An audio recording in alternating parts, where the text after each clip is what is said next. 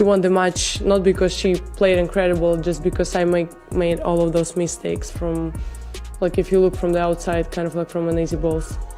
Not going to be Sabalenka. She's not going to be a Rybakina type where she can just go out and serve and hit her way out of matches. She's got to go out there methodically, tactically go out there and beat her opponents, point in and point out, and she does such a good job of that. And when she gets that crowd on her side, she is a tough out. This was not intended to occur. Aryna Sabalenka was supposed to be the main character, the star, and the powerhouse. The audience was compelled to follow Alex Eala when she changed the story. While one is winning hearts all around the world, the other is defending titles. Popularity is communicating a different story, one that is louder, more powerful, and wholly unique than rankings. Numbers were blowing them out of the water. Like, the popularity she had was not even close to anyone else. No one could match her. She was doubling second place Novak Djokovic, who's won 24 Grand Slam titles.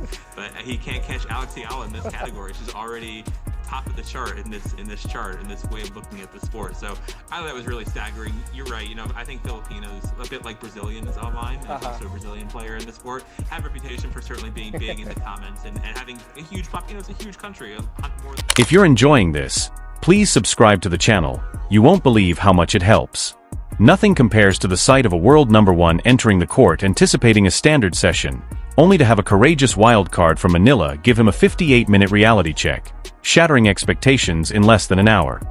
Is she the biggest draw in women's tennis right now? Yes. Is she bigger than Sabalenka? Is she bigger than Coco? Dude, it's crazy. She's having the same effect that Fonseca was having, like, on the men's side last year in Miami. It's like Fonseca, but I think it's bigger than Fonseca. It is, yeah, it is. Like, the Doha, crowds were insane for her last week. If she wins a slam, it would be like one of the biggest things in the world. Yeah, correct. She's definitely one to watch, obviously because she's so good, but just for the atmosphere. You want to tune into her matches just to see what it's like on the court. There's got to be like a little jealousy maybe from some of the women, the girls coming in. Aryna Sabalenka mistakenly signed up for a masterclass conducted by Alex Eala, a daring 20-year-old who blatantly disregarded the principles of ranking respect, on the day she thought she was going for a little jog at Indian Wells.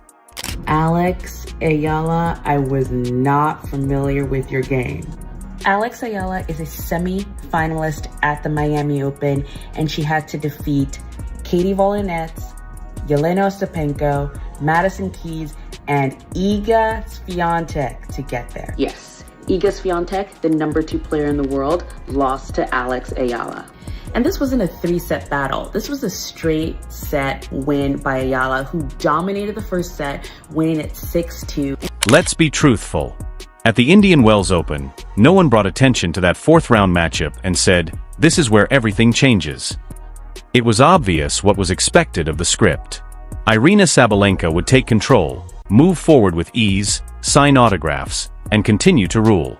Rather, Alex Eala showed there like a student who had studied for years and then abruptly decided it was time to evaluate the instructor, completely changing the story. Yeah, well, I think on social media, in terms of that metric, the biggest thing I've noticed actually is that this tournament is the Australian Open YouTube channel.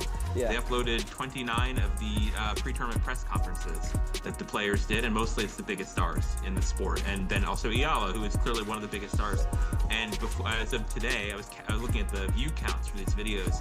Eala is in first place among all 29 of these top Australian Open players. I think at the time she had about 173,000 views on this YouTube video of her press conference. But the second... You have to go back to 2025, when Alex Eala was ranked 143rd and entered tournaments with introductions that had commentators shuffling their notes and acting as though they had always been following her game, in order to comprehend why this seems like a full-fledged popularity earthquake. She showed up as a wild card at the Miami Open, which is a polite tennis way of saying, "Nice story, probably gone by Wednesday." Rather, as if seeding were only a suggestion, she defeated 3 major winners in straight sets, including Iga Swiatek, who was ranked second in the world at the time. The tennis community reacted as usual, discreetly altering pre-season forecasts while pretending to have always believed. Eala became the first Filipino player to reach the top 100 by the end of the run. However, it was a national event rather than merely a change in ranking. The celebration was not quiet in the Philippines. A new star had emerged on the international tennis scene, and the country erupted as if time had stopped for this one accomplishment, transforming a personal triumph into a moment of shared pride. I know you were mostly supporting Alex, but I have to say, it is great to be on a crowded court. I've played this tournament for many years, and to see the stadium full, it means a lot. And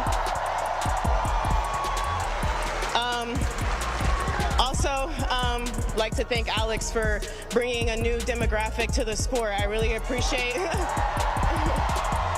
I think it's great. I know sometimes it's tough when you're playing against a home crowd, but I think that it's great for the sport. So keep being enthusiastic and keep rooting for your player. Yeah. Then, in 2025, Alex Eala nonchalantly created history at the US Open by being the first Filipino player to win a Grand Slam singles match in the Open era. The tennis establishment reacted with courteous curiosity, impressed in public but uncertain in private as to whether this was a brief upsurge or the beginning of something disruptive. By the time she finished the season in 50th place, the discussion had changed from who is she? How far is she capable of going? Not only did Eala's fan base expand, but it also grew and mobilized. Strategy rooms were created from social media feeds. Every game turned into a popular topic. There were cinematic cuts for each highlight. Dominance and popularity quietly parted ways somewhere in that digital tempest. The stage was set for something much greater than rankings by the time the Indian Wells Open took place in 2026. Exchange breaks in the second set, and she was able to hang on and win it 7-5. Eala seemed to be on cloud 9 after the match, beating one of her tennis idols while Tony Nadal was sitting in her box. And this is one of the craziest runs by a wild card at a tournament ever. She beat 3 Grand Slam champions and now is going to enter the top 100. Alex Eala is here. The plot seemed clear when Alex Eala took the court to play Aryna Sabalenka in the Indian Wells Open 4th round. Experience versus youth, might versus potential, world number 1 versus budding star. However, the events that followed were not at all expected. Precision arose instead of panic. After growing up in Manila, Eala developed her abilities at the Rafa Nadal Academy, where she played with such poise from the first game that it seemed as though she had previously imagined this precise moment numerous times. Applying years of intense effort and discipline to casually demolish the top-ranked player in less than an hour has a profoundly lyrical quality. Eala won the opening set 6-2. With the dexterity of a martial arts expert employing momentum as a weapon, Eala diverted pace, absorbed strength, and used it against her opponent. The eerie rhythm persisted throughout the second set. Eala continued to be assertive without being careless, composed without being passive, and self-assured without being taken aback. As control of the match silently and irreversibly slid from her hands, Sabalenka appeared to look for answers in places that no longer existed. These matches in particular are just really the ones that kind of stick with you, and I've had a lot of them in the past year, so I'm really happy with this win. And yeah. Alex Eala, that's been a talk, and which is understandable. There's some players coming from respective countries, like she's coming from Philippines, which is now a big deal. She's been the biggest ever, tennis player from that country, which is a big country, and there's a big interest. It ended in just 58 minutes. The scoreboard remained steady. It didn't take the audience another glance to realize what had transpired. A 20-year-old wildcard who was still being hailed as a strong prospect just a year prior had destroyed the world number 1. Social media exploded rather than just reacting. Hashtags proliferated, timelines swamped, and pundits hurried to explain how they had possibly overlooked a player whose ascension had been evident all along. Clips of the final point circulated more quickly than official highlights. One thing became clear in the midst of the digital mess. Alex Eala was now an event rather than just a budding talent. The focus turned on that court to reveal a new protagonist. The fan base for Eala is quite active. It doesn't leave with a courteous tiptoe or a respectful clap. It floods comment sections with statistical analysis, passionate debate, and national pride. It turns a triumph in the 4th round into a worldwide sensation. It indicates to the world that a new force in tennis has emerged, one whose impact goes well beyond the rankings and directly into the cultural zeitgeist. It also makes sponsors pay attention and forces television programmers to re-evaluate their programming.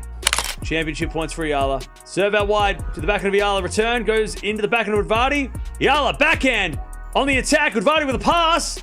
And a drop volley from Eala is no good because Udvardi gets it, but then Eala backhand on the stretch is a winner! That's how you win your first title of the year! Alex Eala wins in Alex Eala fashion with that last point. The racket goes flying. She wins. History for the Philippines. After the match, Picture yourself as Aryna Sabalenka going through your phone, anticipating the typical highlights of your own booming forehands, only to discover that the algorithm is feeding you 47 distinct edits of Alex Eala's backhand returns. That is a change in gravitational pull rather than just a loss. What's amazing is that this wasn't an isolated incident. With her historic US Open victory, her breakthrough Miami Open run, and her steady rise into the top 50, Eala's 2025 season had already cleared the path. Indian Wells was a storm that was now seen to all, not just lightning striking at random. However, Sabalenka was genuinely surprised by the ferocity of Eala's fan base. A serene confidence that was almost cinematic, the kind that makes a statement with each shot. Discussions changed from ranks to eras after Indian Wells. There were concerns about whether the sport was witnessing the beginning of a future world number one, a player who had made her aspirations clear. Depending on where you stand on the net, Eala's 20-year-old lucidity and her public determination to win slams and reach the peak are either audacious or terrifying. The tennis community became aware of how rapidly the story had started to change on that day. 20-year-old Filipino tennis star Alex Eala has sent Melbourne Park crowds into an absolute frenzy. We'll go live to Ollie Haig, who's in Garden Square for us this evening. Ollie, she's about to get her second chance. Yeah, certainly right, Tom. After last night's singles loss, she'll have another go tonight at getting through to the second round in the doubles. Now, Alex Eala, she's really been the talk of Melbourne Park today. She's just 20 years old, ranked 49 in the world. But the reason why there is just so much interest is because she's the highest-ranking Filipino in history. There are now two sources of pressure on Aryna Sabalenka. With each event, her opponent's hunger grows, and she still has to defend her spot on the court. At the same time, she must deal with the fact that the audience's focus, the unseen currency of contemporary sports, is moving toward a new and historic figure. Power has always been valued in tennis, but a breakout narrative is even more revered. That story is perfectly embodied by Alex Eala. A young player from Manila who trained in Spain unexpectedly broke into the top 100, created Grand Slam history, and then shocked the world number one in less than an hour. It reads more like a film screenplay than a season summary. Sabalenka did everything correctly. She practiced, she won, and she got her ranking, which is ironic. However, mere domination no longer ensures widespread admiration in a time of viral moments and worldwide fandoms. You must have a gripping plot. In today's tennis, narrative may compete with power as the ultimate force both on and off the court, as demonstrated by Eala's arrival with hers completely constructed, prepared, and ready to enthrall. There's no doubt that the tennis community no longer questions Alex Eala's identity. Even the hardest-hitting world number ones could be kept up at night by the uncertainty of how far she will go.